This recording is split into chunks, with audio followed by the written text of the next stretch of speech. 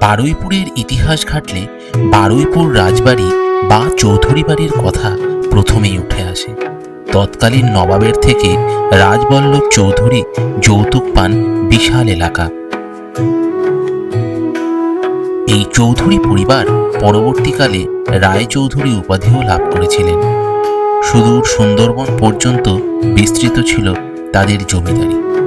Lord কর্নওয়ালিসের আমলে বৈদেশিক সংস্থাকে দিয়ে এই রাজবাড়ি নির্মাণ করেছিলেন প্রায় ৩০০ বছর আগে।